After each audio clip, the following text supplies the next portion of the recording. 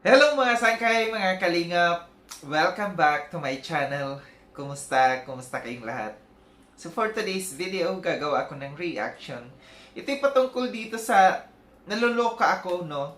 Naglalabasan na ang mga screenshots, naglalabasan na yung mga resibo, no? Na pagpapatunay kung sino nga ba talaga ang tunay, no? Na mastermind sa pagpapatulfo, sa kaguluhan dito sa Kalingap, no? Sa mga pagdemanda di umano, no? Ngayon, nagsasalita, no? May nakita tayo na post, no, na nagsalita ang kapatid ni Aling Hansel. And napanood natin sa live ni Kentred, no, na may ipinakita siyang screenshots din, conversation ni na Aling Hansel, no, na didinidiin nila ngayon dito si Doklat. Pero bago ang lahat, no, shout out muna kay Kuya Val, kay Ate na, kay Kalinga Prab, kay Tita Mina Haramilyon, Tita kong Vayots, kay Manetre ng San Diego, California, kay Tita Sal ng Illinois, kay Tita Pia Payne ng Australia, at sa inyong lahat na patuloy na sumusuporta at nagmamahal kay Sangkay, mega love shout out. Ayan. Maulan pa rin, no, sa Metro Manila, pero balita ko sa Leyte, no, doon sa bandang part doon, and then meron parang sa bandang Mindanao, mainit. Sobrang init daw talaga ngayon doon. Lalong-lalo na sa Leyte, kausap ko yung aking kaibigan doon sa Tacloban. Sabi niya, grabe ang init doon. So parang ano na ang nangyayari sa world? Ano na ang nangyayari sa earth? Ano na ang nangyayari dito sa Kalingap? Naglalaglagan na. So, dako tayo dito, no? Sa ating pag-uusapan. Kagabi habang nanonood ako sa live ni Kentred, no? Nakita ko yung ipinakitang screenshots, no? Na conversation ni Aling Hansel. At saka nung hindi natin alam kung sino kausap doon. And isa din sa nakita natin, no? Na post ni Yu Jasmine, no?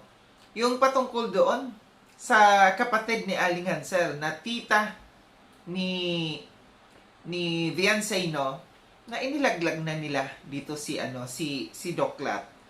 So medyo nagkakaroon na ng linaw, no, ngayon kung sino nga ba talaga. Although alam naman natin noon pa, no, na si Doklat ang may kagagawa ng lahat. Dahil siya ang may hawak sa Bataler family. Nung umalis dito sa loob ng Kalingap, no, itong si Viancay, alam natin na nang dahil kay Doklat. And alam natin na siya ang sumalo dito. So doon pa lang mapapaisip na tayo talaga. Sino ba talaga ang mastermind? And siya talaga yung napipinpoint dito. Lalo't lalo na ngayon na nagsalita na mayroong mga isinisiwalat dito yung Batalero family. Para sa kalaman, no, ng lahat sa mga hindi nakapanood dun sa live ni Kenred, ito yung convo. Nakikita nyo rin naman sa thumbnail ko, no. Ito yung convo. Nakalagay dito, Hansel Jane Elona Batalero. Parang may nakatakip dito, sabi niya, ayoko na siya. Ayoko na nga siya pag YouTube na. So parang sinasabi dito ni Aling Hansel na ayaw na ipapag-YouTube pa si Viancay. And sumagot dito yung isa sa kausap niya, sabi niya, alam mo ba, di kami makatulog na mga sulid. Sagot dito ni Aling Hansel, sabi niya, hide ako ni Doc. Ito yung na nabalitaan na rin natin ito, na reaction na natin na ito, na ini-hide, no, si Aling Hansel ni Doklat sa kanyang live. Sabi niya, hide ako ni Doc sa live niya. Totoo lang, siya ang nagpursige na magpatulfo kami noon. Siya ang nagpalala ng gulo, kare-reaction niya. Which is true, no?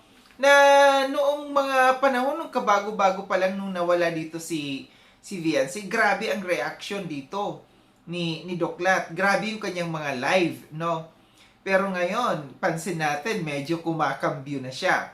Kasi alam niya na napupuruhan na siya sa ngayon. Sabi pa niya dito, sabi niya doon sa amin, sabi din niya sa amin noon, nakasuhan si Edu.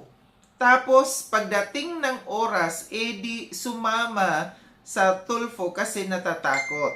So, dito, sabi niya dito, no, na si Doklat talaga yung nagturo. Nagturo na kasuhan nila sa Edu, nagturo na ipatulfo, and then pagdating ng oras, no, hindi sumama. So, ibig sabihin doon, duwag daw, no?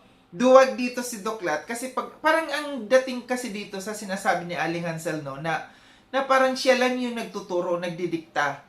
Pero pagdating ng oras nang nandun, pagsama doon sa mga pagpapatulfo, sa pagkakaso, hindi sumasama. Kasi, alam nyo, inuutakan niya, no? Inuutakan niya ang pamilya niya. Siya yung nag-uutos, pero hindi siya sumasama kasi takot siya na makuhanan ng video na kasama siya.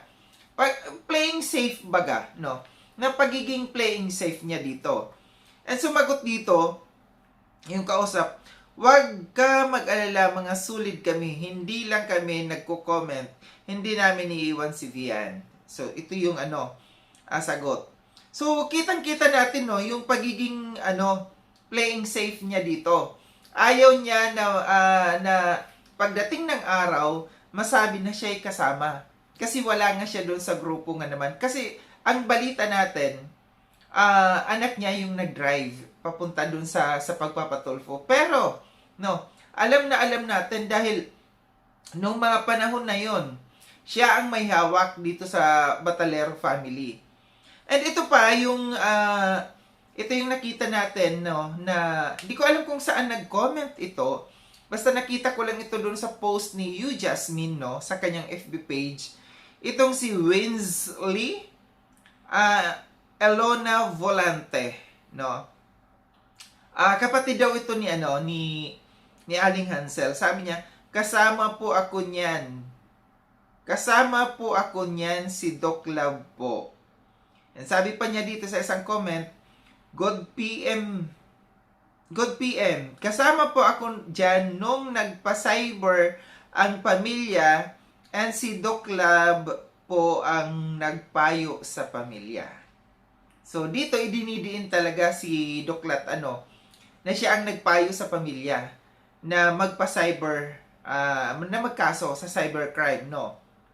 Sabi pa niya dito, siya po yung nagpayo na magpa-cyber po sila.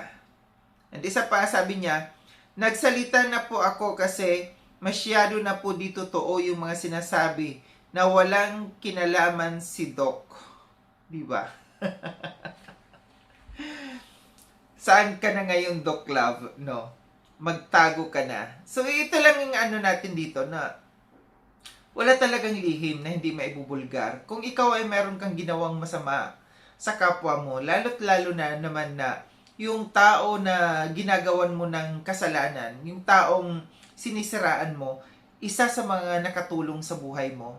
Diba? Kasi hindi kaila, no, sa lahat na si Doc Lat nanggaling dito sa Kalingap. Kung hindi dahil sa Kalingap, no, kung hindi siya pumunta dyan sa Daet, kina Kuya Val sa Lighthouse, hindi siya makikilalang Doc Love, no.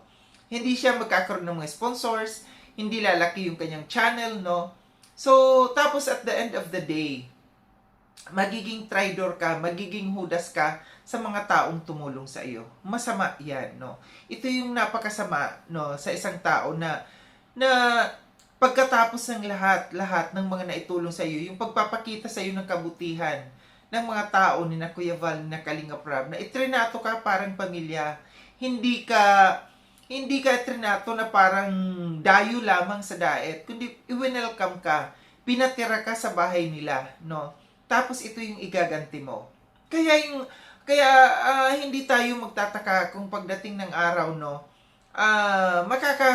makakatanggap talaga ng sinasabing the word na karma, no, yung isang taong kagaya nito, no, na yung pagiging hudas ng isang tao, no. Kaya hindi tayo din nagtataka kung bakit parang kita naman natin, no, na parang wala pa rin asinso sa tagal ng vlogger ni Dr. Love, sa tagal na niya dito sa social media na mayroong mga sponsors, pero anong naipundar niya? Wala pa siyang naipupundar, no?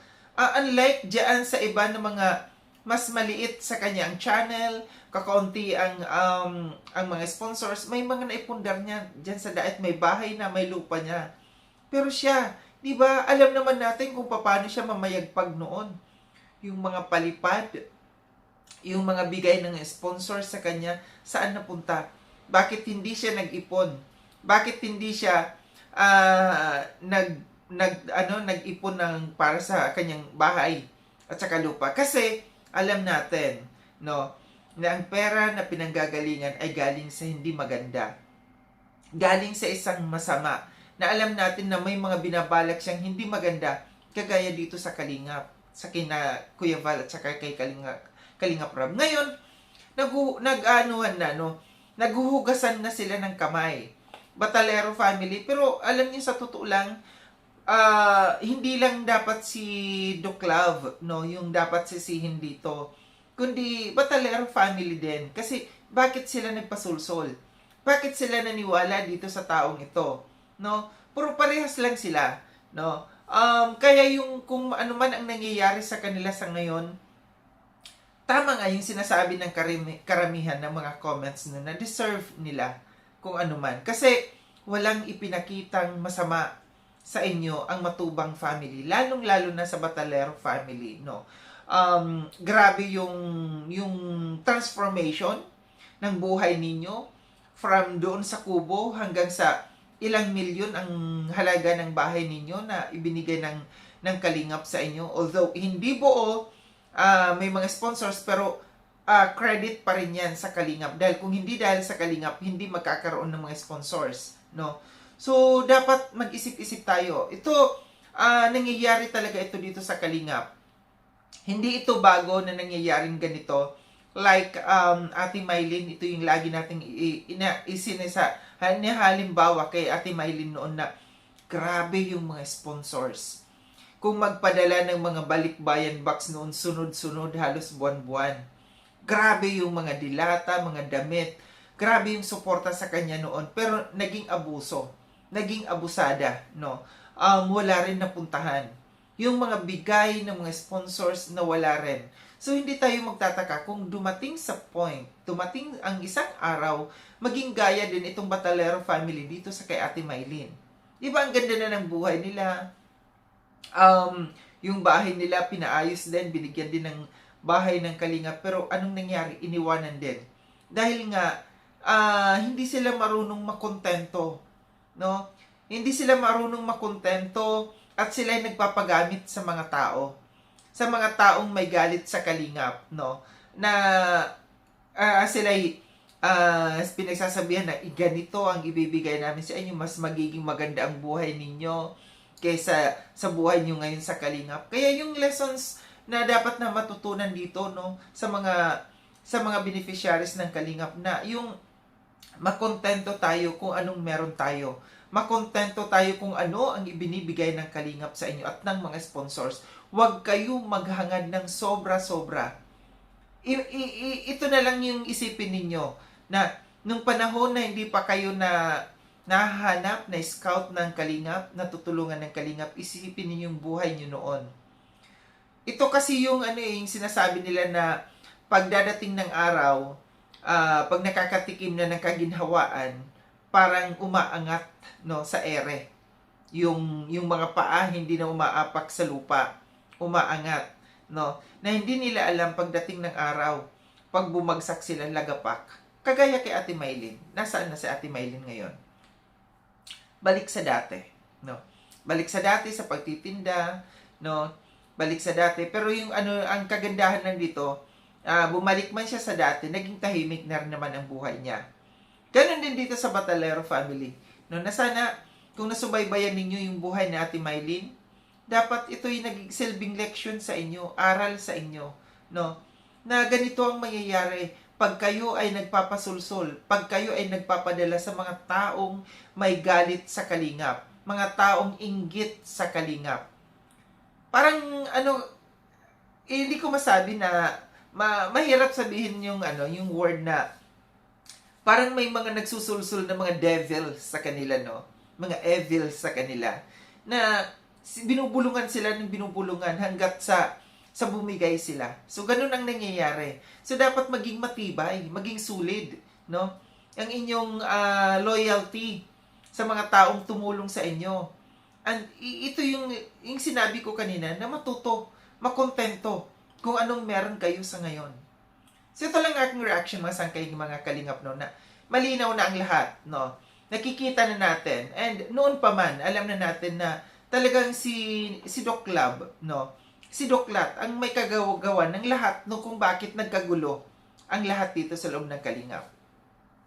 Muli maraming salamat mga sangkay no sa panonood. Sa mga hindi pa nakapag-subscribe kay Sangkay Lon, subscribe niyo na po ako. Click yung notification bell para updated kayo sa lahat ng mga videos na aking gagawin. Like and share itong video na itong mga sangkay. Kita-kits tayo ulit sa susunod na video na aking gagawin. Ingat kayo sa ang dako ng mundo man kayo naroroon. Paalam no. Mga sangkay mga Kalingap, paalam.